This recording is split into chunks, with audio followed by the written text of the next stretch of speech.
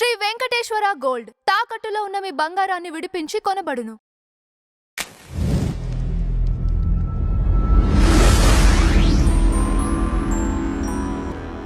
రీసెంట్‌గా ప్రవీణ్ పగడాల మరణం తర్వాత చేసిన హడావిడి అంతా ఇంత కాదు. తర్వాత పోలీసులు ఎన్ని వీడియోలు పెట్టినా కూడా హత్య అని మాట్లాడుతున్న వారే ఇంకా ఎక్కువ. అవును. క్రిస్టియన్ కమ్యూనిటీకి సంబంధించి. అవును.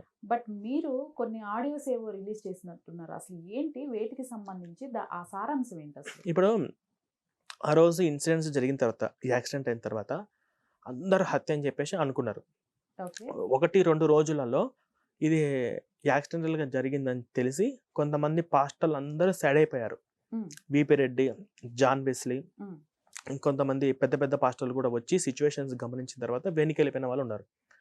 కానీ ఎక్కువగా హడావుడి చేసింది ఎవరంటే ఈ అజయ్ బాబు అనేటోడు, అభినయ్ దర్శన్ తోడు ఒకడు, విజయ్ కుమార్ ఒకడు. వీళ్ళందరూ కూడా ఇది హత్య, ఫుట్ ప్రింట్స్ ఉన్నాయి, బండి ఎట్ట మీద పడుతుంది, పాస్ట్ ఎట్ట తాగుతాడు అని చెప్పేసి. కానీ ఆ తర్వాత సీసీటీవీ ఫుటేజ్ అన్ని పోలీస్ డిపార్ట్మెంట్ వాళ్ళు మొత్తం అన్ని రిలీజ్ చేసిన తర్వాత కూడా ఇంకా అందులో ఉన్నది అది ఏఐ వీడియో, అందులో ఉన్నది ఆయన కాదు, ఆయన ఫేస్ మాస్క్ ఎందుకు పెట్టుకుంటాడు అని చెప్పేసి రకరకాల హడావుడి చేశారు.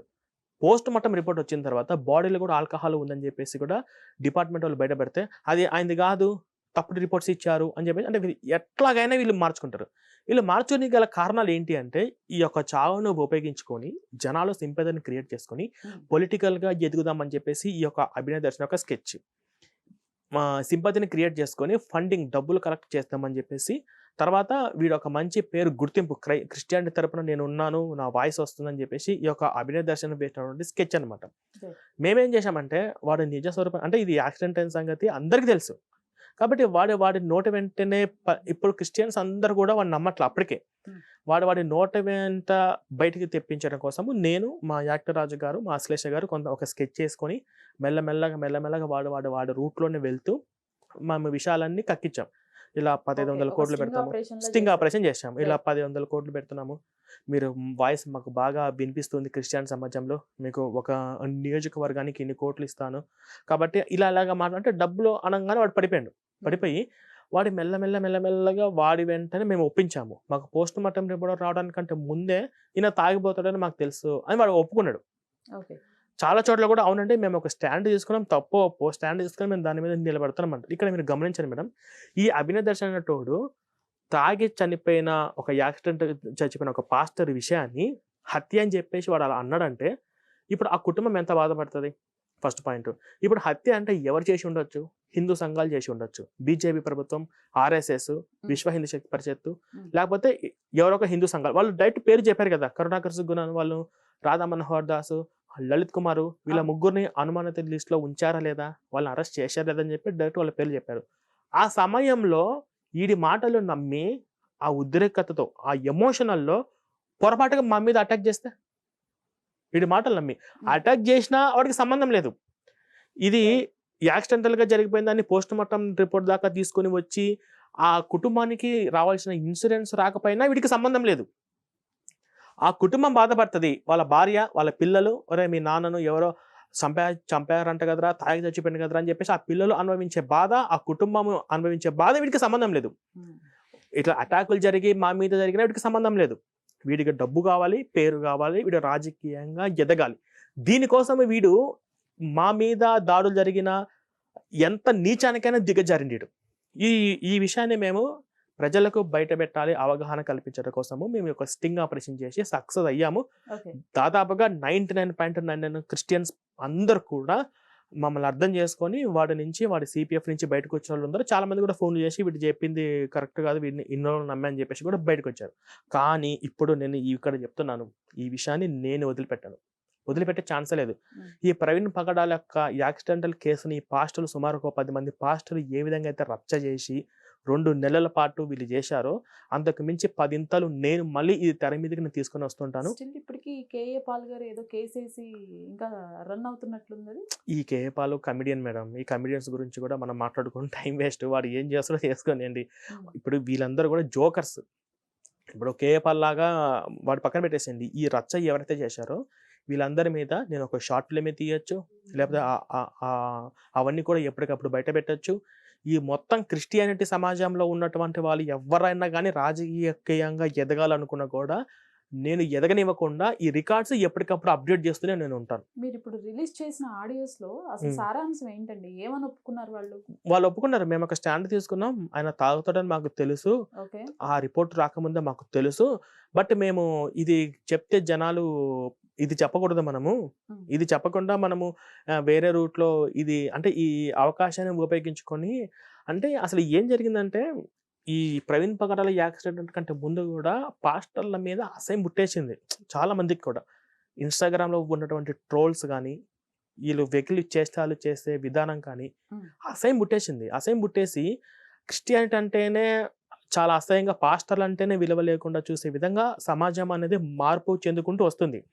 ఈ సమయంలో సానుభూతిని క్రియేట్ చేసుకోవడం కోసము ప్రవీణ్ పగడాల గారు చనిపోయిన విషయాన్ని చూశారా? మా పాస్టర్‌ని చంపారు. ఆయన కూడా మేము దేవుని కోసం సేవ చేస్తూనే ఉంటాము. మా పాస్టర్‌లకి ఎప్పుడు మా ప్రమాదంలో రిస్క్‌లో ఉంటుంది. మేము ప్రాణాలకు తెగించి కూడా చేస్తున్నామని లాంటివి చెప్పుకొని వాళ్ళ విశ్వాసుల దగ్గర ఇంకొంచెం సింపతిని క్రియేట్ చేసుకోవడం కోసము, సానుభూతిని క్రియేట్ చేసుకోవడం కోసము ఇది వీళ్ళందరూ వేసినటువంటి ఎత్తుగడ్డలు. రైట్. మీరు ఉన్నప్పుడు ఇతనితో పాస్టర్ జాన్ పాల్ అనే వ్యక్తితో ఓకే. నాకు తెలిసి మీరు 2-3 డిబేట్స్ కూడా నేను చేశాను. చేస్తున్నారు. డిబేట్‌లు చేశాను. నేను అతన్ని ఒక్కసారి లైన్ లోకి తీసుకునే ప్రయత్నం తప్పకుండా చేస్తాను. మేడం. ఈ ఆడియోస్ అనే కాదు, శాలం రాజు వ్యాఖ్యలతో కూడా ఇతను అవును. ఏకీభవిస్తున్నాడా, ఆ వ్యాఖ్యల పైన ఏం మాట్లాడతాడు ఓకే. అనే విషయం గురించి నేను ఒక్కసారి తీసుకున్నాను. తప్పకుండా. Hello hello. జాన్ పాల్ గారు, నమస్తే అండి. నేను ప్రసన్నాని నమస్తే అమ్మా. టీ మీడియా నుంచి చేస్తున్నానండి. లైవ్ లో ఉన్నాను. కాల్ లైవ్ వెళ్తుంది. చెప్పండమ్మా. ఎస్. పాస్టర్ అభినయ దర్శన్ ఆడియో లీక్స్ మీరు కూడా వినే ఉంటారు. పాస్టర్ ప్రవీణ్ పగడాల మరణం తర్వాత చేసినటువంటి డ్రామా అంతా మీకు తెలుసు. దీనిపైన మీ అభిప్రాయం ఏంటి ఆ ఆడియో లీక్స్ విన్న తర్వాత? ఓకే అమ్మా. ఫస్ట్ ఆఫ్ ఆల్ మీరు ఒక తప్పు చెప్పారు. పాస్టర్ అభినయ దర్శన్ అని. ఓకే. ఆయన పాస్టర్ కాదమ్మా. చెప్పండి, ఎవరండి మరి అతను? ఆయన పాస్టర్ కాదు. ఆయన ఏమంటారు, ఇలాగే మనుషులను రెచ్చగొట్టుకుంటూ తిరుగుతున్నటువంటి వ్యక్తి. పాస్టర్ కాదని ఆ వ్యక్తి చెప్పాడు. ఓకే. ఓకే. పాస్టర్ అంటే కనీసం ఆ వ్యక్తి ఒక చర్చ్ ఉండాలమ్మా. ఓకే. పాస్టర్ అయితే ఒక చర్చ్ ఉండాలి. ప్రతి ఆదివారం ఆ చర్చిని ఆ వ్యక్తి నడిపిస్తూ ఉండాలి ఒక స్థానికంగా ఒక ప్రాంతంలో. కానీ ఈ వ్యక్తికి ఒక చర్చి లేదు. రైట్. ఒక ప్రాంతంలో ఉండే వ్యక్తి ఒక ప్రాంతం నుంచి ఒక ప్రాంతానికి తిరుగుతూ ఉంటాడు. కాబట్టి పాస్టర్ అనేటువంటి పదం తప్పు ఆ వ్యక్తికి. ఓకే. తర్వాత ఏంటంటే ప్రవీణ్ పగడాల గారి మరణానికి ముందు ఈ వ్యక్తి ఎవరో ఎవరికి తెలియదు. కొంతమంది తప్ప ఎవరికి తెలీదు. అయితే ప్రవీణ్ పగడాల గారి మరణం ఈ వ్యక్తికి వరమైంది. రైట్.